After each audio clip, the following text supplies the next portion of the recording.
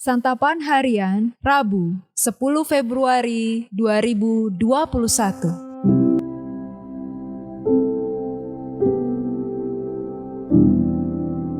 Hari ini kita akan membaca 1 Raja-Raja pasalnya yang pertama, ayatnya yang pertama hingga ayatnya yang ke-27. Namun sebelumnya, mari kita berdoa. Ya Kristus, layakkanlah kami untuk menerima sabda-Mu. Di dalam kasih-Mu ya Yesus, kami memohon. Amin.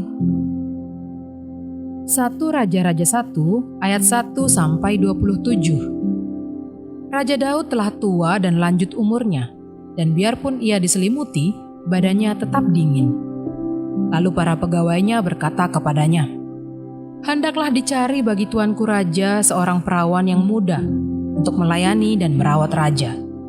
Biarlah ia berbaring di pangkuanmu, sehingga badan tuanku raja menjadi panas."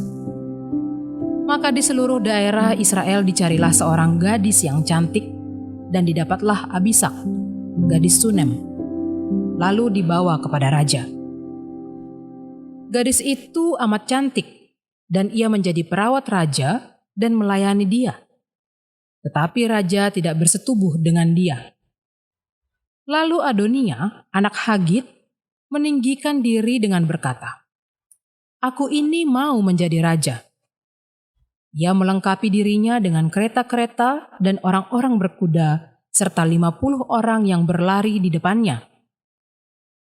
Selama hidup Adonia, ayahnya belum pernah menegur dia dengan ucapan, "Mengapa engkau berbuat begitu?" Ia pun sangat elok perawakannya, dan dia adalah anak pertama sesudah Absalom. Maka berundinglah ia dengan Yoab, anak Zeruya, dan dengan Imam Abiatar, dan mereka menjadi pengikut dan pembantu Adonia.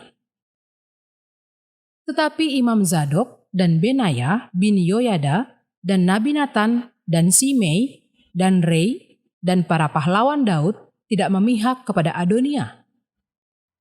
Sesudah itu Adonia mempersembahkan domba, lembu, dan ternak gemukan sebagai korban dekat batu Zohelet yang ada di samping En-Rogel, lalu mengundang semua saudaranya, anak-anak raja, dan semua orang Yehuda, pegawai-pegawai raja.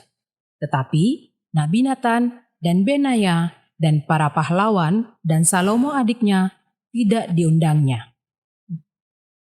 Lalu berkatalah Nathan kepada Batsheba, ibu Salomo, "Tidakkah engkau mendengar bahwa Adonia anak Hagit telah menjadi raja, sedang tuan kita Daud tidak mengetahuinya? Karena itu, baiklah ku beri nasihat kepadamu, supaya engkau dapat menyelamatkan nyawamu dan nyawa anakmu Salomo. Pergilah masuk menghadap Raja Daud dan katakan kepadanya, 'Bukankah tuanku sendiri ya rajaku telah bersumpah kepada hambamu ini, anakmu Salomo, akan menjadi raja sesudah aku, dan dialah yang akan duduk di atas tahtaku? Mengapakah sekarang Adonia menjadi raja? Dan selagi engkau berbicara di sana dengan raja, aku pun akan masuk pula dan menyokong perkataanmu itu.' Jadi masuklah Batsheba menghadap raja ke dalam kamarnya. Waktu itu raja sudah sangat tua dan Abisak, gadis Sunem itu, melayani raja. Lalu Batsheba berlutut dan sujud menyembah kepada raja. Raja bertanya, 'Ada yang kau ingini?'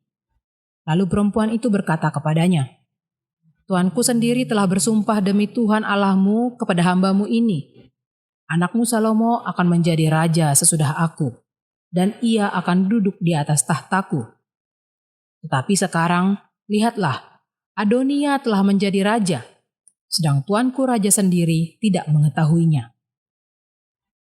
Ia telah menyembelih banyak lembu, ternak gemukan dan domba, dan telah mengundang semua anak raja dan Imam Abiatar dan Yoab, panglima itu. Tetapi hambamu Salomo tidak diundangnya. Dan kepadamulah ya tuanku raja, tertuju mata seluruh orang Israel, supaya engkau memberitahukan kepada mereka siapa yang akan duduk di atas tahta tuanku raja sesudah tuanku. Nanti aku ini dan anakku Salomo dituduh bersalah segera sesudah tuanku raja mendapat perhentian bersama-sama dengan nenek moyangnya.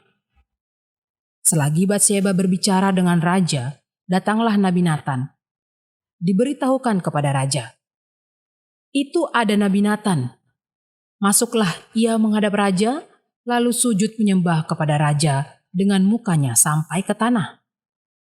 Natan berkata, "Ya tuanku raja, tuanku sendirilah rupa-rupanya yang telah berkata, Adonia akan menjadi raja sesudah aku, dan ia akan duduk di atas tataku.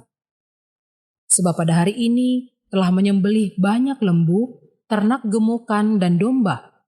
Ia mengundang semua anak raja, para panglima, dan imam Abiatar. Dan sesungguhnya mereka sedang makan minum di depannya sambil berseru, 'Hidup Raja Adonia!' Tetapi hambamu ini dan Imam Zadok dan Benaya bin Yoyada dan hambamu Salomo tidak diundangnya. Jika hal ini terjadi dari pihak tuanku raja, maka engkau tidak memberitahu hamba-hambamu ini. Siapa yang akan duduk di atas tahta tuanku raja sesudah tuanku?"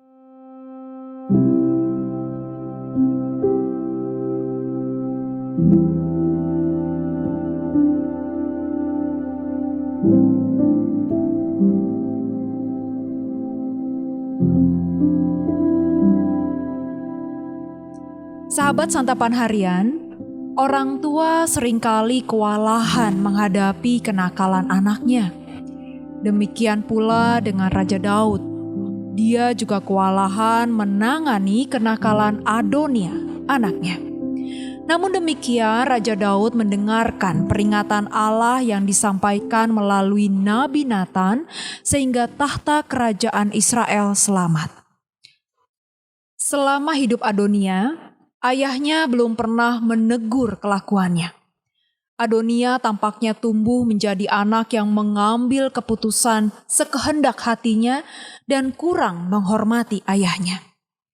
Pada masa tua Daud, Adonia berani mengangkat dirinya sendiri menjadi raja dengan didukung Yoab, anak Seruya, dan Imam Abiatar.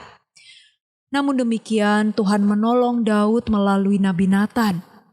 Dia mengingatkan Batsheba perihal sumpah Daud kepada Allah untuk mewariskan kerajaan Israel kepada anaknya, Salomo.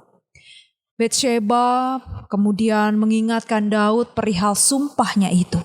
Selanjutnya, Nabi Natan kembali mengingatkan Daud mengenai kelakuan Adonia dan kelanjutan tahta kerajaan Israel. Adonia perlu belajar dari ayahnya, Daud, yang sangat dekat dengan Tuhan. Dia perlu belajar lebih peka menaati pimpinan Allah. Dia juga perlu belajar mengendalikan diri. Menjadi Raja Israel bukanlah soal kemampuan dan kecakapan, tetapi siapa yang berkenan di hadapannya. Tuhan berkenan kepada Salomo sehingga Daud bersumpah mewariskan tahta kerajaan Israel kepadanya. Sebaliknya, meskipun cakap, Adonia tidak diperkenan oleh Tuhan sehingga tidak layak menjadi raja atas Israel. Kita bisa memiliki segala kecakapan dan kemampuan, tetapi semua itu akan sia-sia jika Tuhan tidak berkenan atas kita. Karena itu, hal yang terutama yang perlu kita miliki adalah kelayakan diri di hadapan Allah.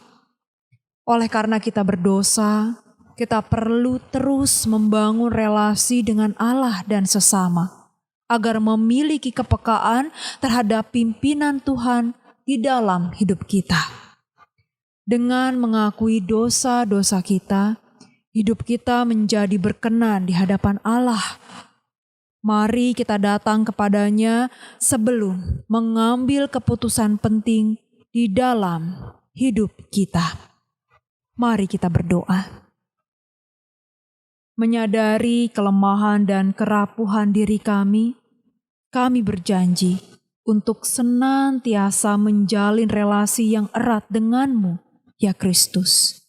kami mohon kekuatan dan bimbingan-Mu, agar kami dimampukan untuk memiliki ketaatan penuh terhadap perintah-Mu.